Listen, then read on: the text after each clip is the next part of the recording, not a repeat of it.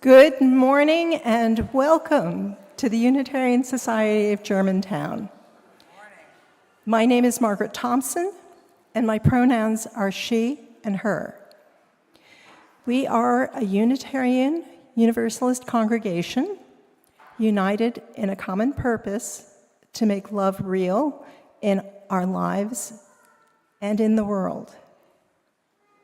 We are diverse in our beliefs, atheist and agnostic, believers and seekers. And we welcome you here, no matter your race, your class, your gender identity, your sexual orientation, your family structure, your job, or your health. Here we know that no matter our differences, we are connected by the interdependent web of life. This morning, our member Mary Kalina invites us to consider our responsibility to one another, using the war and humanitarian crisis in Ukraine as an example of an opportunity for interconnectedness. Mary will discuss these beliefs with David, a severely wounded Ukrainian soldier who is in Philadelphia for medical treatment, and Andrew Filipovich, a volunteer for Revived Soldiers Ukraine. We also have a guest musician, Churis Duke, this morning. Whether this is your first, 5th, or 15th visit, we invite you to introduce yourself to someone at the welcome table. They would be happy to answer any questions you have about this congregation or Unitarian Universalism. Please complete a visitor card and join us for fellowship and coffee in the Edna Jones Assembly Room following the service, and you get there by going through that door. Follow the crowd. There will also be Ukrainian refreshments and an opportunity for continued conversation with our guests. As we work to widen access to our community, please note that there are large print hymnals and large print orders of service available at the front of the sanctuary, and listening to assisted devices can be picked up from the sound desk over there. We have an elevator for those who need assistance going up and down. Just ask an usher where to find it. It's a little hidden. Gender-neutral restrooms can be found at the bottom of the stairs in the back of the sanctuary. And gendered restrooms are through this door and down the hall. Use whichever feels right for you. And lastly, longtime members, if you thought none of this applies to you, as our community grows, please wear your name tag. It allows us to greet one another warmly and genuinely. To find out about what's happening this summer at USG, you can go to our website or subscribe to our weekly newsletter, The Communicator. If you're not receiving The Communicator yet, you can sign up at the welcome table. And now, as we deepen into worship, I ask that you silence your cell phones and allow yourselves to be present for this hour. But please don't silence your children. Their sounds are welcome here. Good morning. I'm Mary Kalina. My pronouns are she and her. Our call to worship this morning are the words of Rumi. Come, come, whoever you are, wanderer, worshiper, lover of leaving, ours is no caravan of despair. Come, yet again, come.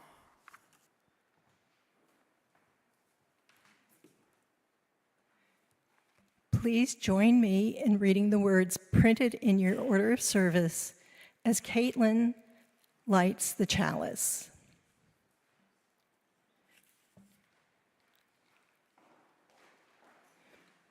We light this chalice the beacon that calls us to love, to justice, to a deepening of the spirit.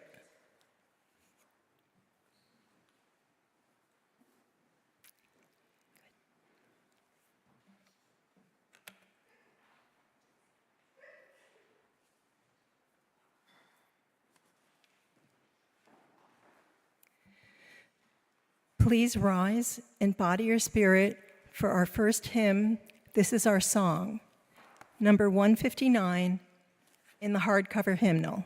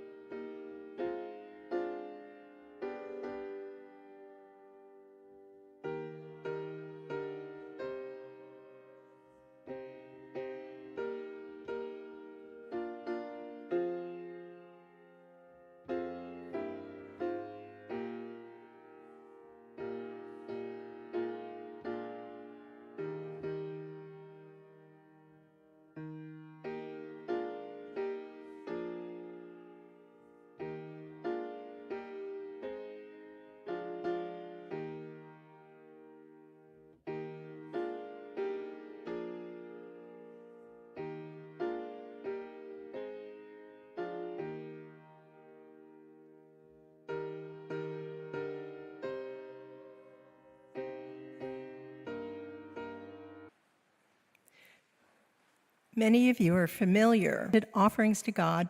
God favored Abel and not Cain. In anger, Cain killed Abel. When God asked where Abel was, Cain answered, "Am I my brother's keeper?" Would Cain have killed Abel if he had felt he was responsible for Abel's well-being? Maybe out of kinship, because he was the firstborn, or because killing his brother would grieve his parents? How different our world would be if people allowed themselves to recognize their connections and responsibilities to others, not just to friends and family, but to everyone who's affected by their actions. People would still feel angry or envious or a myriad of other emotions because we're human. What we choose to do about it sets an example and shows what effects those actions can have. What we do always affects other people, even when we choose not to act. Being a part of USG helps remind me of how I want to affect other people and of the hopeful and enriching ways those in this community affect me.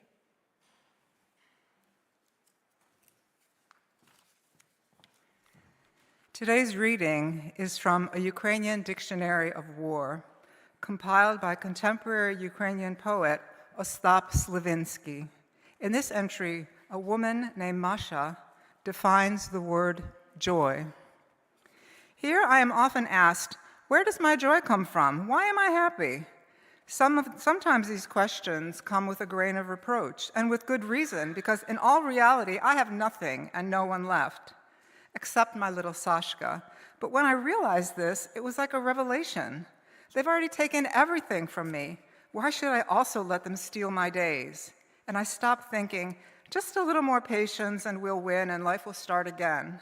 No, this is life. It's here, and we're not going to have another one. And victory won't be like waking up one day from a bad dream, because this is not a dream. And there is no home to wake up to anymore.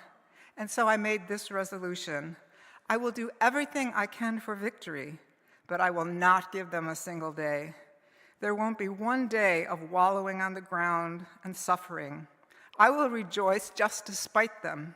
Yes, it's joy from anger. Yes.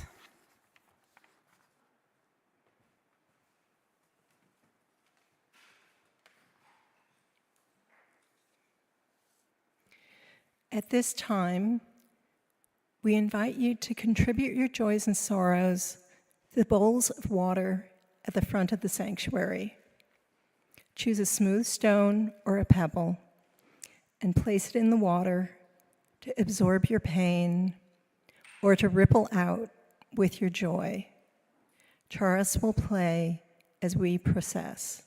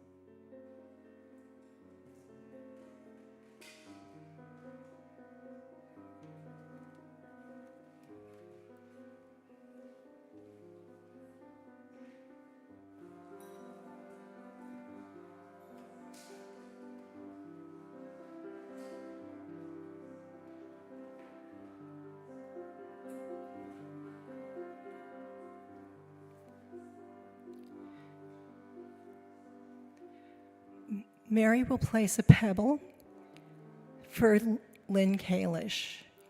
Her brother John died July 16th in Brussels, Belgium. Like Lynn, John grew up at USG.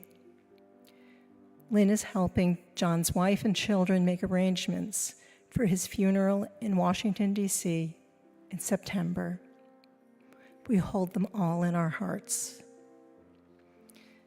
Mary will place a pebble and a smooth stone for Emily Stordahl, who has had knee replacement surgery. We hope she has a fast and uncomplicated recovery. While she is recovering, she would be grateful for rides to USG for Sunday services. Mary will place a pebble for Peggy Bruton. Her husband, Dave Bruton, has died. Dave and Peggy joined USG in 1963 and are some of our longest tenured members. Dave was a towering figure and a generous spirit during that time. We hold Peggy in our hearts at this time. Finally, Mary will place one smooth stone and one pebble into the water on behalf of all of those joining us online. Please remain seated and join in singing hymnal number 123 in the hardback hymnal, Spirit of Life, after which we will share in a moment of silence.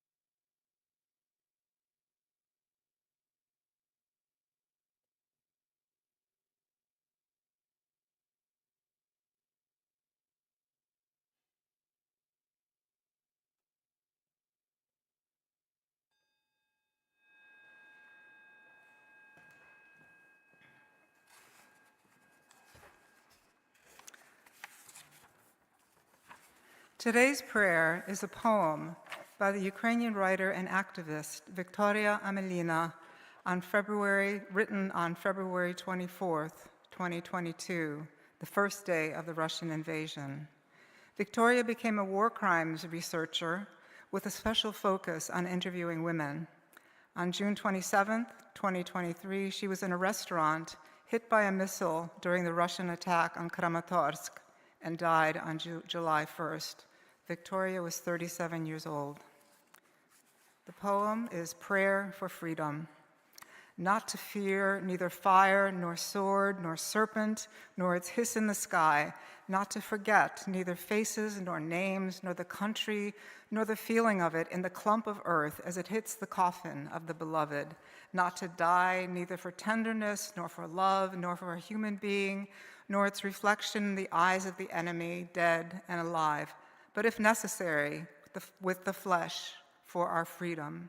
This time, not yours, not theirs, finally ours, because all freedom and will today is ours, both in heaven and on earth, and in the eyes of the enemy, dead and alive, and not to settle for any freedom less full than the full moon over the open roads.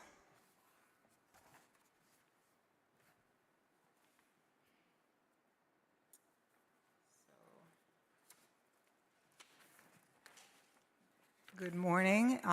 Today we're going to be doing something a little bit different. Rather than just a straight sermon, we're going to have a conversation with our guests. I'm going to make some opening remarks, during which time I invite David and Andrew to come up on the chancel and take your seats, and then I'll join you. Many of you may know that I am the coordinator of the Black Lives Matter Vigil at USG since 2020 and our We Stand With Ukraine Vigil since 2022. And I'm honored to have recently been elected to the Board of Trustees. Am I still my brother's keeper? Why this topic? Like all of you, I'm watching in horror after horror, both in our country and around the world. People in the US ambushed and disappeared, the creation of detainment centers that are nothing less than concentration camps, the gutting of our institutions, civil rights, and basic freedoms, and overseas wars and humanitarian crises escalate, notably in Gaza, and of course, the war in Ukraine. Many people believe the current war started 3 years ago with Russia's full-scale invasion, but in fact it began 11 years ago in 2014 with the Russian occupation of Crimea. I'm Ukrainian American, born in the US, the daughter of Ukrainian refugees who came to the US after World War II. My parents were called displaced persons and were the survivors of both Nazi and Soviet terror. When I now see people tackled by masked and armed men and shoved into unmarked cars, I think of Stalin's Black Maria vans that arrived in the middle of the night, the dreaded knock on the door, people taken and never seen again, or just executed on the spot. I think of my grandparents, whom I never met, sent to Siberia in 1947. When I see children dying of starvation in Gaza while the US destroys 500 metric tons of food aid, I think of the Holodomor, Stalin's engineered artificial famine that killed an estimated 4 million people in Ukraine, considered the breadbasket of Europe. Are we our brother's keeper? The actions of our government certainly say otherwise. As Margaret said earlier, the original question, of course, is in the Bible, in relation to the first recorded murder of Abel by his brother Cain. And it came to pass when they were in the field that Cain rose up against Abel his brother and slew him. This is in Genesis 4. And the Lord said unto Cain, Where is Abel thy brother? And he said, I know not. Am I my brother's keeper? Am I my brother's keeper was a cynical lie, not only to deny any responsibility for his brother's welfare, but to cover up his crime, a murder. Just as today, many in positions of power use cynical lies and denial to cover up their crimes against humanity. July 14th, a quote about Ukraine. They're not Americans that are dying in it, you know, and I have a problem, and JD has a problem. They're not Americans dying. I think we can guess who said that. Any guesses? A quote from a different source, February 28th. The fundamental weakness of Western civilization is empathy. They're exploiting a bug in the Western civilization, which is the empathy response. Any guesses? Elon Musk. They actually believe that empathy is the problem, and as strange as it sounds, I hope they are right, because it is our empathy, and not just the feeling, but the actions that will turn around the well-known words of Martin Niemöller regarding the German people's complicity through silence that ends with, they came for me, and there was no one left to speak. Instead, when they came for the immigrants and the trans people and the Latinos, we did not stay silent because we were not immigrants or trans people or Latinos, but instead all stood together and said, no way, and that was the end of it. When considering this service, I felt that nothing I could say really could convey the reality of what is happening in Ukraine, as well as someone who has lived it. I'm happy to have our two guests today to help us understand what is happening, what it has to do with us, and what we can do about it. So I will now join you guys. Okay. Our first guest is David. We are not using his last name for security reasons. David is a native of Cherkasy, a city in central Ukraine. He spent 20 years there attending university. He learned English at his job. And at the start of the full-scale invasion, he sent his wife, Diana, who is also here with us today, to Portugal while he remained to collect funds for those who volunteered to fight, including his brother.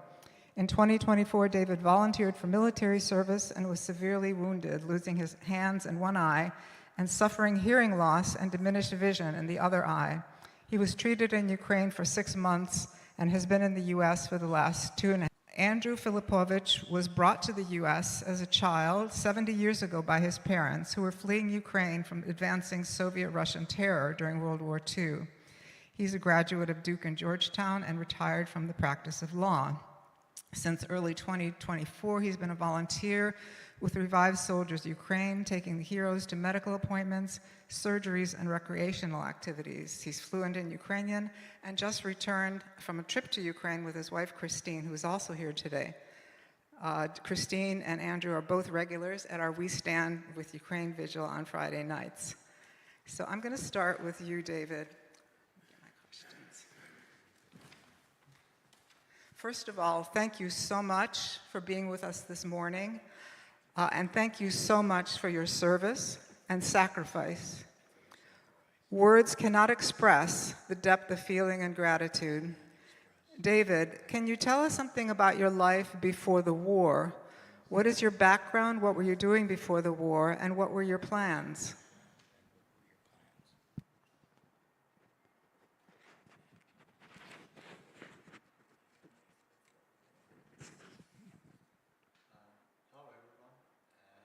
Thank you for the invitation.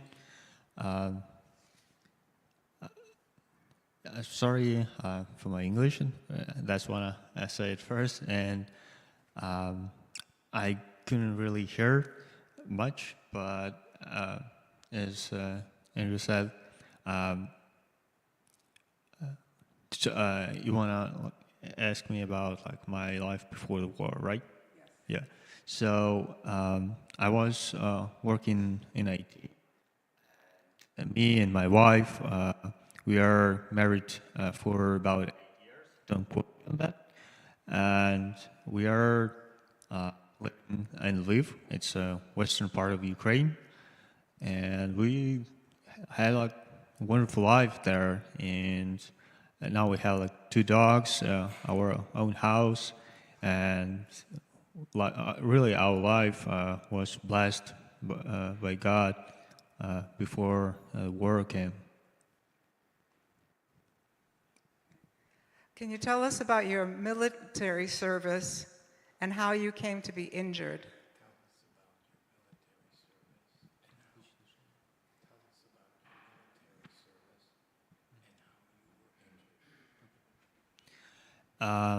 I joined the army about a year and a half ago, and I decided to sign a contract because I knew I have to protect not just my family but everyone I cared about, and I knew if like people like me are not going to do this, Russians would come far like to West Ukraine and even to Europe, essentially. So I joined the army. I was trained in the UK. It was really good, and God blessed me all the way from the training to the actually like when I joined the army and went to the front line.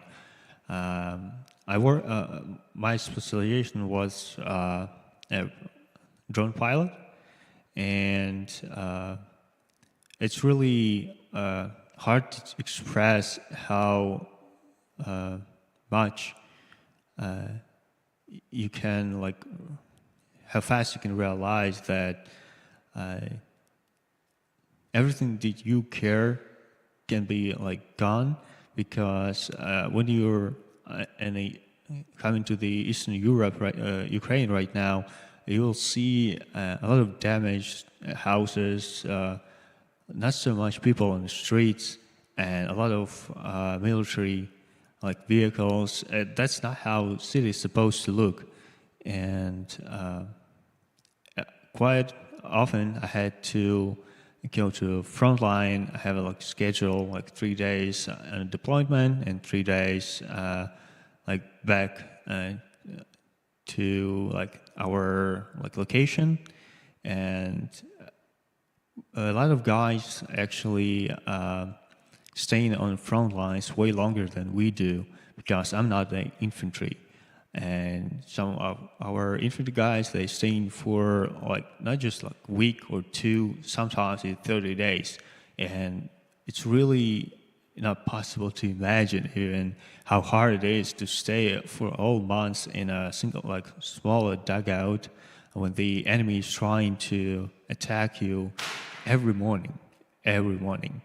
And one of the like my deployments on the last day actually of my deployment in January this year, Russian drone flew into our dugout and exploded.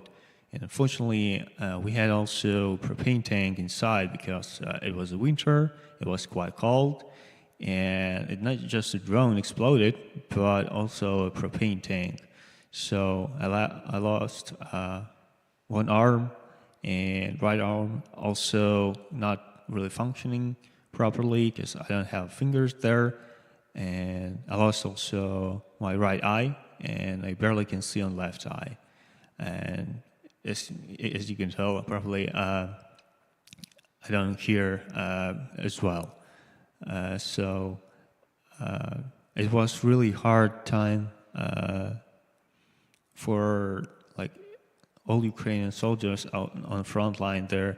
And kind of my buddies, they are rescued me from the dugout, and it was a miracle as well because it's set on fire, and like my buddy couldn't find me. And as he decided to like leave dugout and like save himself, he just stumbled upon me and like noted that like it was actually me and not just like some debris. So he dragged me out and basically saved my life.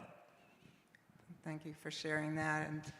And there's so many thousands and thousands of stories that are very similar. I'm going to switch to you, Andrew. Can you tell us about the work of Revived Soldiers Ukraine, how it started and its work? Thank you, Mary. Revived Soldiers, first of all, I'm new to the organization. I joined as a volunteer a year and a half ago. But the organization itself was founded in 2015, shortly after the initial invasion of Crimea and eastern Ukraine. There was a tremendous need for sophisticated medical care for some of the horrendous injuries that the soldiers received. And the organization's purpose was to bring the really, really severely wounded soldiers, ones that have multi-system injuries, to come to the United States for treatment. And I joined them in 2024 after I went to one of their fundraisers, and I realized that they needed assistance, especially with translations, because most of the volunteers are relatively recent arrivals from Ukraine, and their English isn't quite up to snuff. So I pulled out my Ukrainian atlas of the human body and started helping out. Thank you. You and your wife, Christine, recently returned from a trip to Ukraine. Can you tell us about your experience? What is the mood of people now? What were you doing there? And what is their attitude to America? Wow, that'll take all day. Keep it short. And I'll keep it short. Be happy to talk to you afterwards. The primary purpose was actually to visit our relatives. We both have very close relatives in Ukraine. They live in the city of Lviv, which is the largest city in western Ukraine, has a population of about 700,000, so half the size of Philadelphia, but much more compact. The mood was defiant. The mood was joyful, and quite frankly, I felt further away from the war there than I do when I'm here. Primarily because I didn't watch TV when I was there, and I saw people carrying on their normal lives. As bizarre as that sounds, it's true. We did experience. So when you're walking down the streets, the stores are full. People are doing their jobs. Some tourists come. They're mostly internal tourists, but they're visiting the city. The city itself, it's beautiful. It's about 800 years old. Has some fantastic medieval architecture, beautifully restored churches, and reality hits you when it's about 1 o'clock in the morning, and you're taking a shower, and all of a sudden the air raid sirens go off. And at first you kind of say, well, is this real?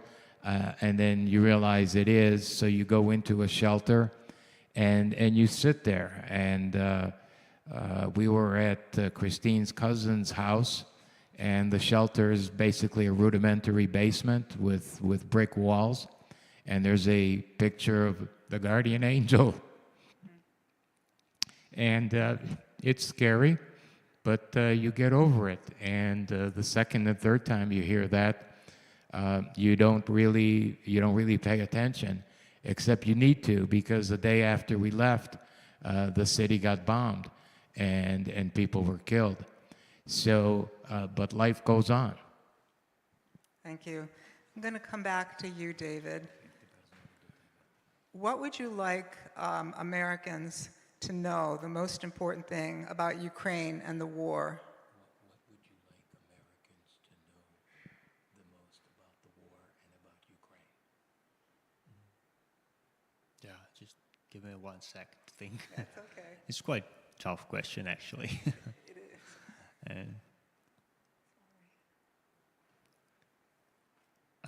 probably one of the things, because it's really hard to just pick one.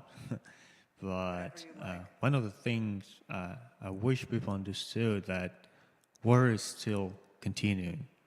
Like, we all tend to, relax or get comfortable with anything all the time, even with in bad situations. But war in Ukraine is still there, and people on the front line, they're extremely exhausted. I didn't have a chance to visit my wife. I didn't have a vacation at all for the whole year I was there, and it's hard sometimes to understand that people are not that interested anymore in Ukraine. They are forgetting, and that's really hard to realize when you are on the front line. And we have a lot of great people in Ukraine, in USA, in the whole world that are supporting Ukraine, but unfortunately that support is shrinking. We have it less and less, but war is still there. It doesn't stop at night. We don't have timeouts, nothing like that. So yeah, that's probably one of the things. I think that's so important, and that's one of the reasons we have continued our weekly vigil outside the church every Friday from 5 to 6 p.m. Everyone is invited, whether you're in the church or not. That basically is to say, we stand with Ukraine, and we just hold signs, and drivers drive by, and we have an overwhelming positive response, people waving, honking, shouting out to us. And it's because of this, what you're talking about, the fatigue of the news, we constantly want to remind people that the war is still going on and people are still dying. So I'm very grateful to the church and everyone who's been coming to the vigils to continue that, and it's very personally satisfying for me. Andrew, I'm going to come back to you, and we're going to have to wrap up quickly, but this is a good way to wrap up. You had talked about bringing soldiers to Philadelphia. Could you talk about the relationships between the medical institutions here, doctors? Who are you working with? Are they also volunteering and donating their services? The primary caregivers are the Penn Medicine Department of Orthopedics, and there are 3 doctors there that probably offer the most services. Dr. Scott Levin, he's the former chairman of orthopedics. He's actually just retired.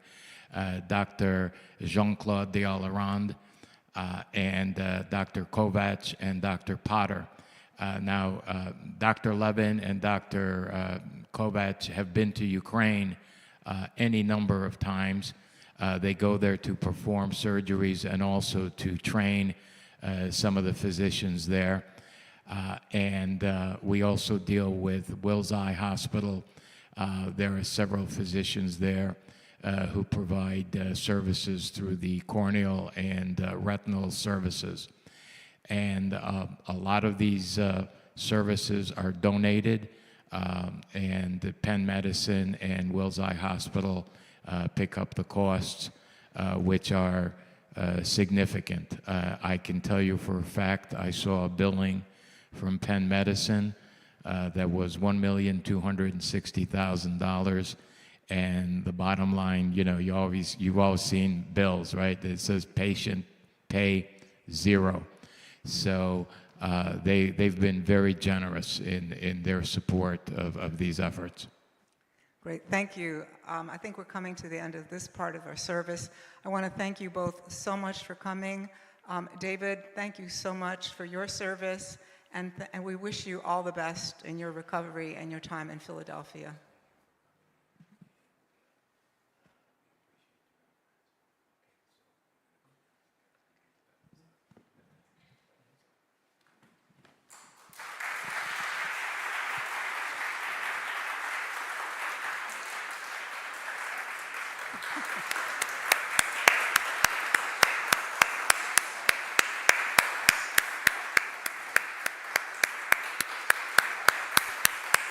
Slava!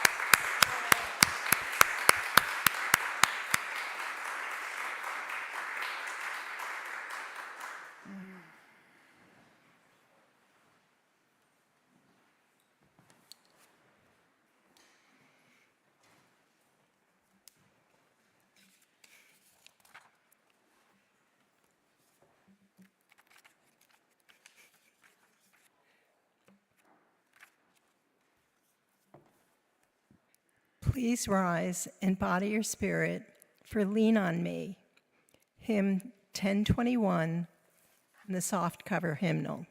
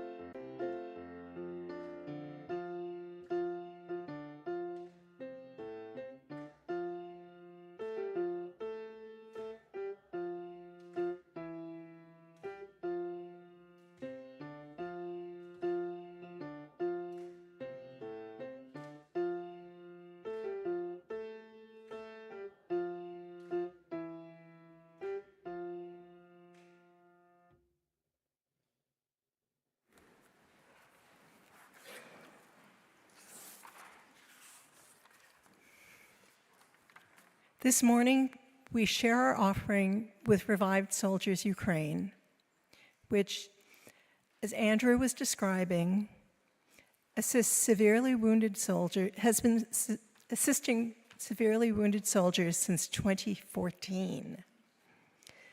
With 2 physical rehabilitation centers in Ukraine, RSU also brings wounded warriors to the U.S. for medical treatment. In Philadelphia, they work with Penn Medicine and Wills Eye Hospital. Housing, meals, and travel assistance are offered in Germantown and Huntington Valley with support from the Ukrainian community. Please give generously. We have found that the more we give, the more that comes our way. You can give in cash or check by dropping it in the plate as the ushers pass by. To give by text, please follow the instructions on the back cover of your order of service.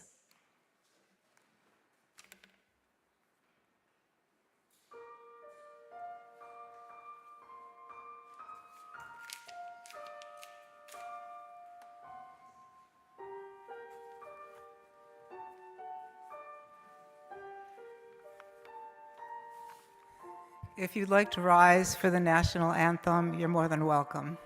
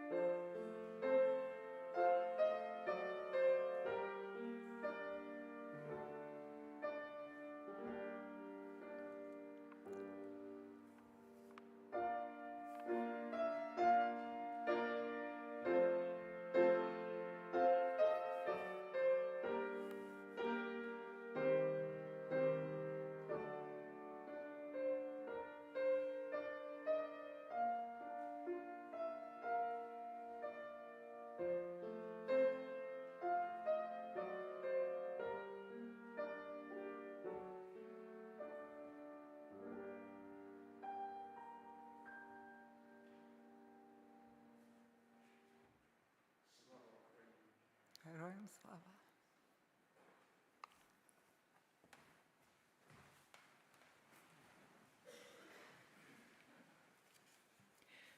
As we extinguish our chalice, please join me in the unison words printed in your order of service. We extinguish our chalice, but the flame remains in us as we live into the mission of this congregation, building beloved community, compassion, service, and empowerment. As we come to the end of our service, let us be inspired by the words of the Vietnamese Zen master Thich Nhat Hanh, who said, "We are here to awaken from our illusion of separateness. May we go forth reminded that our lives are not only intertwined, but completely dependent on one another." I knew I was going to lose it at some point. That we are indeed our brothers and sisters keepers in the best possible sense. Each day, every day, let us be grounded in this wisdom as we are challenged to act boldly to embody this reality. Friends, remember, empathy will save us.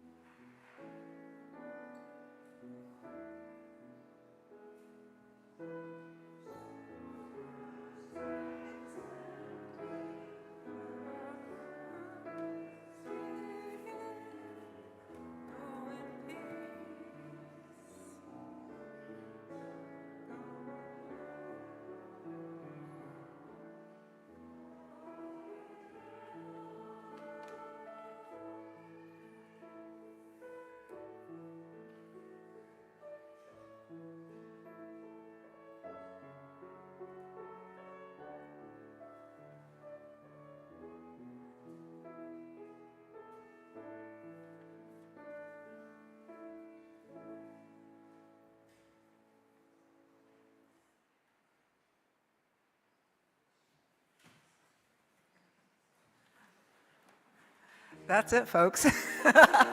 So please join us for conversation and lots of Ukrainian goodies in our, is it in the dining room, I think? Or is it upstairs? Or upstairs or in the dining room? Are we in the dining room or upstairs? Upstairs. We're actually meeting upstairs, Edna Jones' room. Edna Jones is Yeah, and we'll have a chance to not only eat, but talk further with David, Andrew, and Christine and Diana as well. Thank you all. Margaret. You want to shake hands near the door? Oh, sure, yes. Oh, I didn't know.